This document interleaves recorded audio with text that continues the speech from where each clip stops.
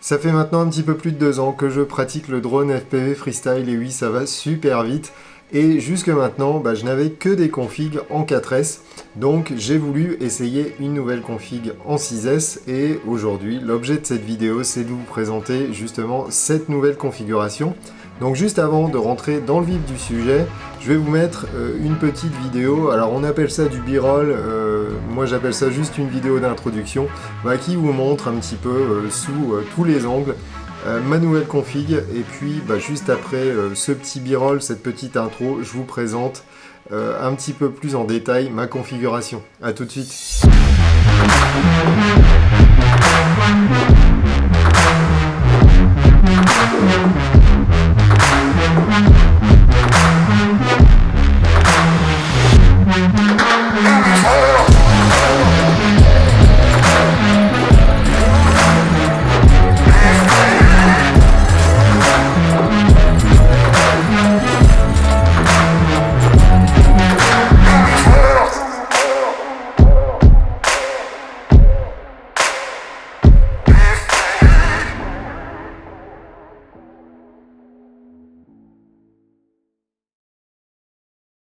Salut les amis, c'est Stéphane, j'espère que vous allez bien, ça me fait très plaisir de vous retrouver sur la chaîne. Alors juste avant de commencer cette vidéo, je voulais faire une petite parenthèse et remercier toutes les personnes qui ont commenté et liké la vidéo de la semaine dernière.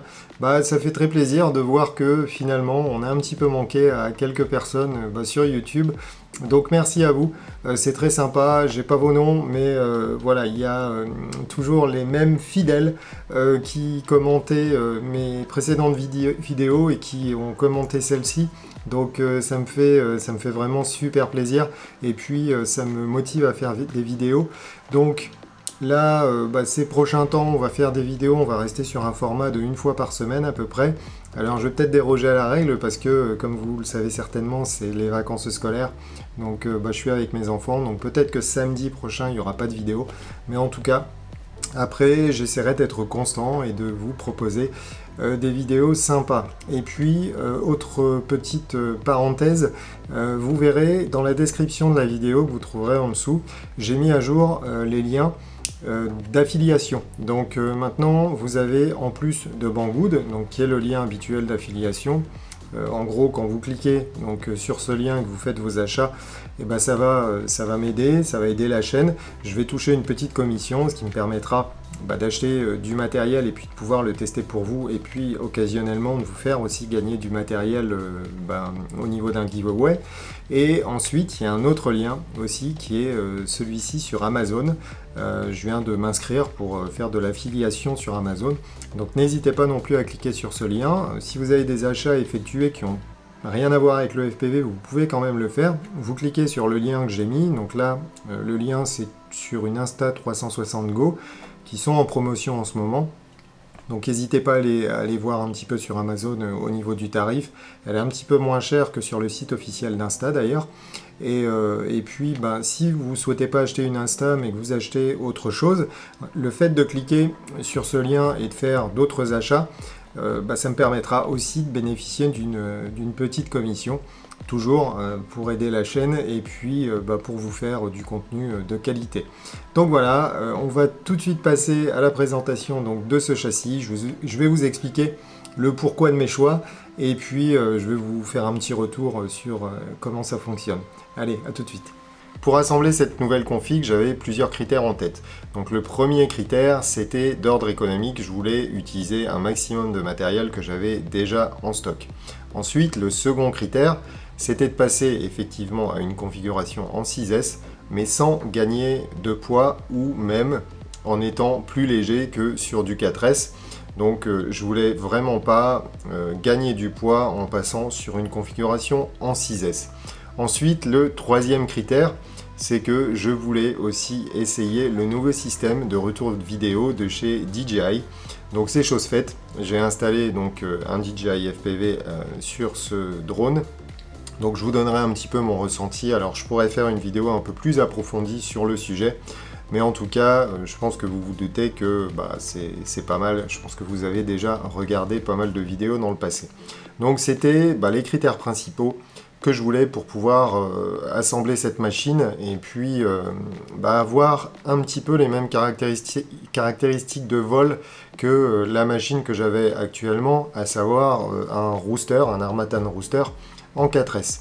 Donc pour le châssis, du coup, j'ai choisi exactement la même marque, à savoir du Harmattan, que j'avais en stock et puis que j'avais jamais assemblé parce que j'avais vu des vidéos dessus et il y avait pas mal de personnes qui se plaignaient finalement de ce châssis, mais je me suis dit que c'était trop bête de le garder au fond d'un tiroir et puis de pas l'assembler. Donc là, j'ai pris un châssis d'Harmattan Marmotte. Donc on va passer sur la vidéo supérieure, sur la caméra supérieure, pour vous montrer. Bon, il y a déjà le côté esthétique au niveau de cette frame, hein. Comme vous voyez, c'est pas du carbone qu'on voit tous les jours. Les tresses de carbone sont beaucoup plus épaisses. Donc je trouve ça sympa, je trouve que ça donne un aspect course, hein, un petit aspect drapeau à damier. Donc c'est vraiment sympa. Et puis c'est une frame Harmattan. Et moi, ce qui m'importait, vu que je suis passé au système DJI FPV, c'était de bien protéger justement la caméra avec la cage en titane. Pour vous dire, j'ai énormément volé avec le rooster et tous les gens qui possèdent des roosters en général, c'est un des premiers critères qu'ils avancent, c'est la cage qui protège la caméra. Elle est, je vais dire quasiment, parce que il y a de mes connaissances qui ont réussi quand même à en tordre, mais elle est quasiment indestructible cette cage. Et en général, quand on abîme la cage, la caméra elle survit. Donc ce que je voulais, c'était vraiment justement protéger cette caméra digitale parce que elles sont pas pour rien par rapport à des caméras analogiques. Ça coûte un petit peu cher.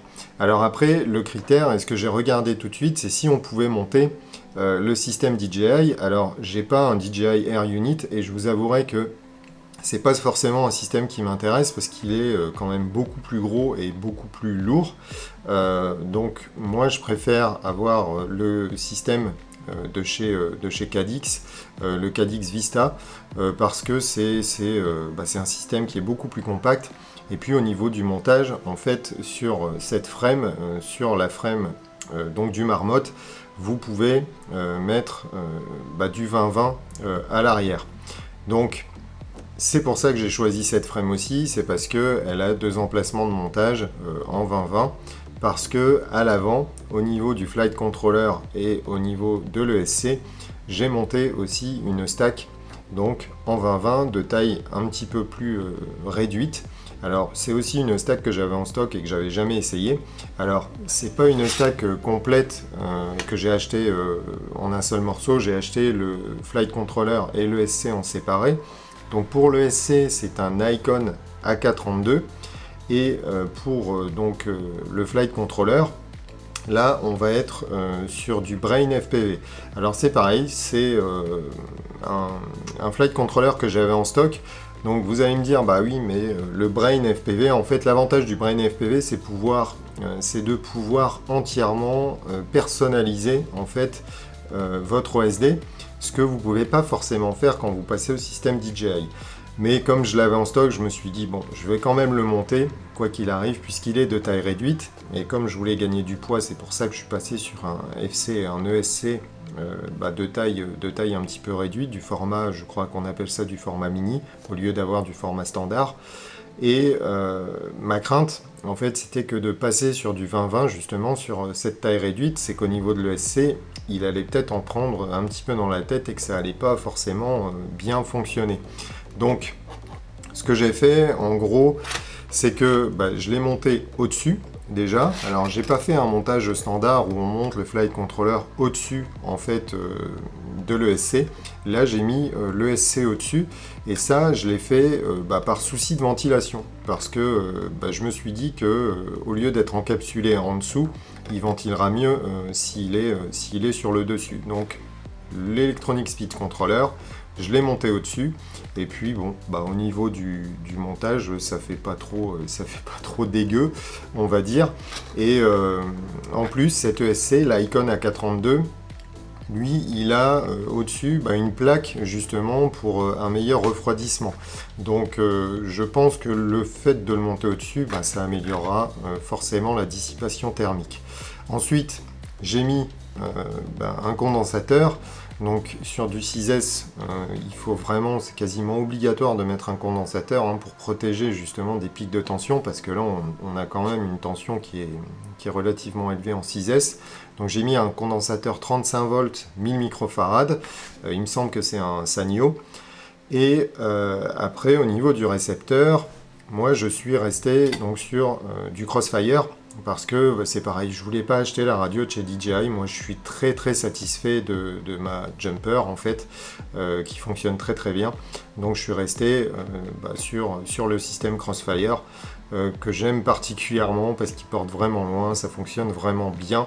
Donc on est un petit peu plus décalé par rapport à la facilité de mise en œuvre avec un DJI, puisqu'avec un DJI, vous avez la radio, vous avez tout directement, et il y a juste un appairage à faire et ça fonctionne tout de suite. Là, je dis pas que c'est plus compliqué, c'est juste différent. Voilà. Donc il faut par contre s'assurer que le flight controller, vous ayez donc 2 UART, c'est les ports d'entrée-sortie. En fait, il faut vous assurer qu'il y en ait 2 de libre sur votre flight controller, parce que justement, la difficulté avec des flight controllers dans des petites tailles, c'est que quelquefois, vous n'avez pas assez d'UART pour pouvoir tout alimenter. Et le fait d'avoir 2 UART, ça me permet d'avoir le retour de télémétrie à travers le système DJI. C'est quelque chose qu'ils avaient mis en œuvre lors des dernières mises à jour. Alors c'était pas la toute dernière, parce que la toute dernière elle concernait surtout le fait d'avoir le débit d'image à 50 mégabits par seconde, et là c'était l'avant-dernière mise à jour qui permettait, il me semble, d'afficher la télémétrie au niveau des lunettes. Et c'est ça aussi qui m'a décidé en fait de passer sur le système DJI, parce qu'à l'époque on n'avait pas le retour télémétrie, et moi je trouve que c'est quand même important d'avoir justement les infos de batterie, de conso dans les lunettes. Donc voilà. Ensuite, j'ai fait un support 3D donc de caméra qui est assez robuste. Donc je pense que si je veux encore gagner du poids sur ma config, je pense que c'est là-dessus que je pourrais peut-être changer quelque chose. Puisque là, vous voyez, il est master, mais je voulais vraiment protéger ma GoPro Hero 7, qui est déjà pas mal abîmée au demeurant. Voilà, je voulais pas qu'elle en prenne plus. C'était pas la peine. Alors, ensuite, pour les moteurs, on va passer aux moteurs, parce que c'est important aussi, c'est un petit peu le cœur de notre configuration. Pour les moteurs, j'avais en stock, et je pense que, je pensais que c'était des bons moteurs. Parce que moi j'aime bien, j'avais il y a quelques temps un bandeau killer qui était équipé donc de moteurs, les Johnny, qui étaient en 2207 et en 2700 kV me semble-t-il, 2007 ou 2750, et j'aimais beaucoup le comportement de ces moteurs parce qu'ils étaient assez explosifs en fait. Donc pour faire tout ce qui est figure un peu de joue ici, alors je suis pas un spécialiste, mais pour faire toutes ces figures, moi je trouvais que c'était vraiment sympa comme config de moteur. Donc là j'avais des 2207 en stock en 1800 kV, donc c'est ce que j'ai monté. Et sur ces moteurs, j'y ai adjoint les hélices donc de chez Mister Steel, les ZX S3. Et je trouve que c'est vraiment un super combo. Ce combo moteur 2207 1800 kV avec des hélices des ZX S3. J'ai essayé d'autres hélices, j'ai essayé les hélices de chez Johnny aussi. Je me suis dit tiens, je vais réessayer ces hélices parce que je les avais essayées il y a quelques temps. Et j'avais pas le même comportement. Ici, vraiment, c'est au niveau de la courbe de gaz, ça reste linéaire. Alors c'est explosif en haut, mais j'ai quand même pas mal de contrôle en bas. Et puis ça reste bien explosif en haut. Bon, donc le 1800 kV aidant, je pense le 6S aussi. Et puis le truc c'est le prop wash. Parce que là on est sur un pas qui est vraiment assez faible. Sur les hélices que j'avais avant, donc j'avais sur mon rooster des hélices, des moteurs en 2450 kV, c'était du 2306. Et les hélices que j'avais mis, c'était les hélices de chez Cabad, donc c'était du 51 466. Donc le pas il était en 4,6. Là on est descendu à 3,1 et j'ai exactement les mêmes sensations, voire meilleures.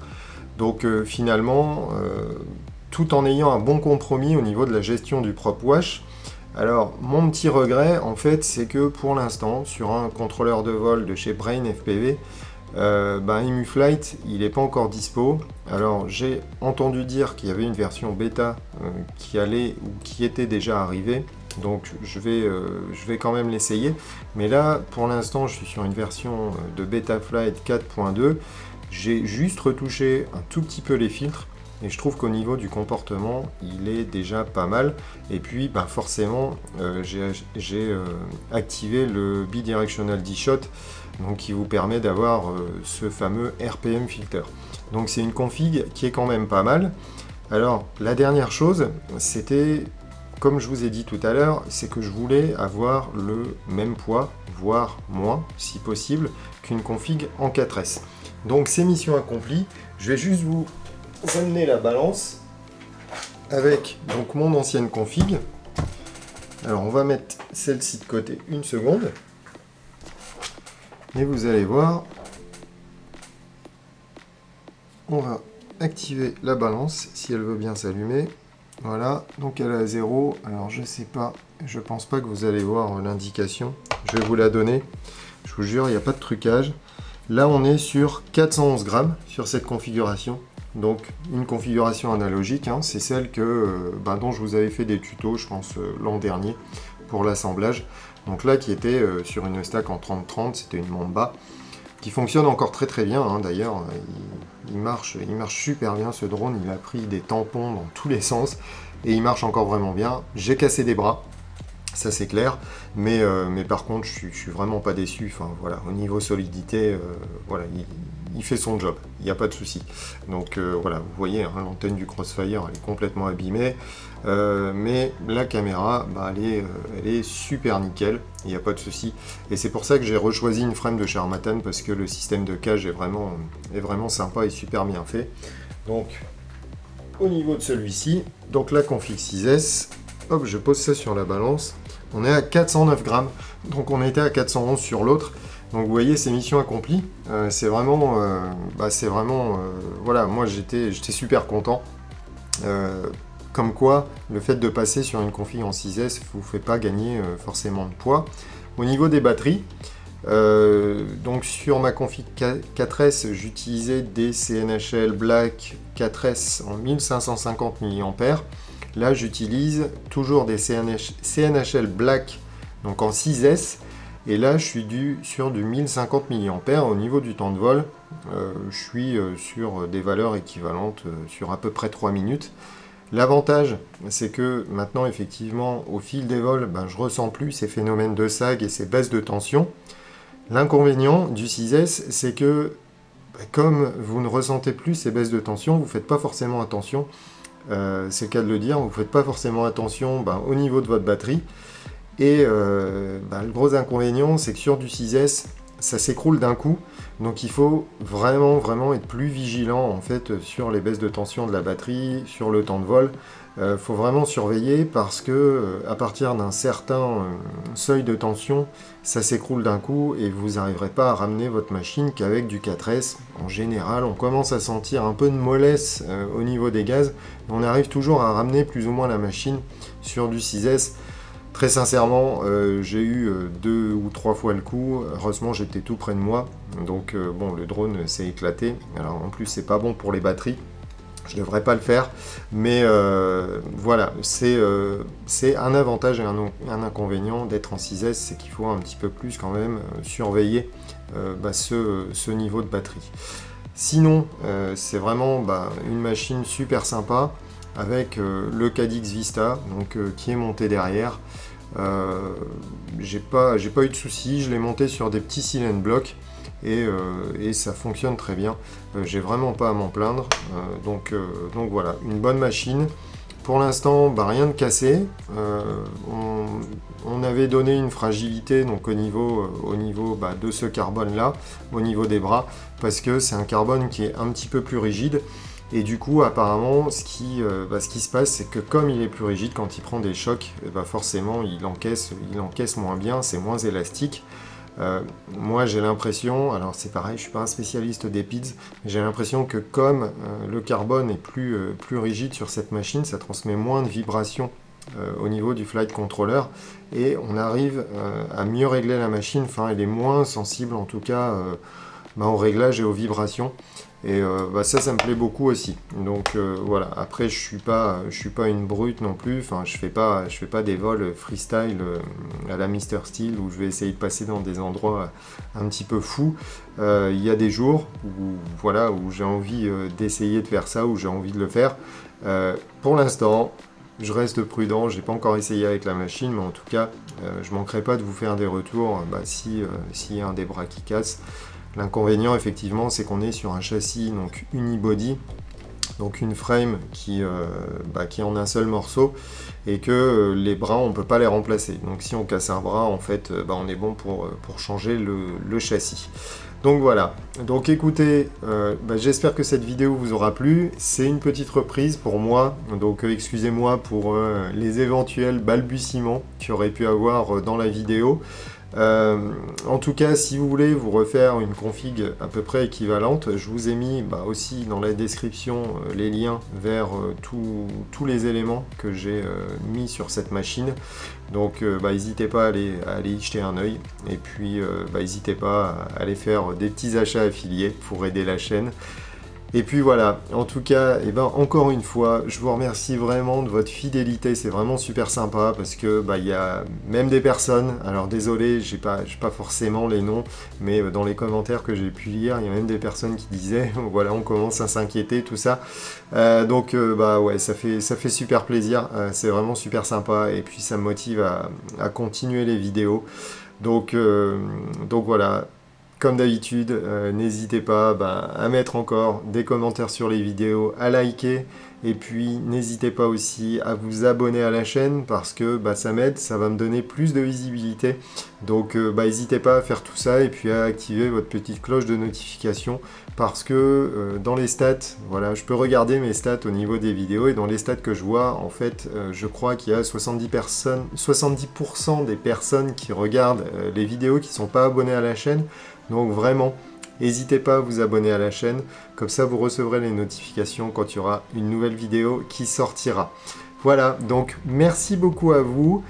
En attendant, et puis comme d'habitude, je vous souhaite de très très bons vols, et puis je vous dis à la prochaine. Ciao!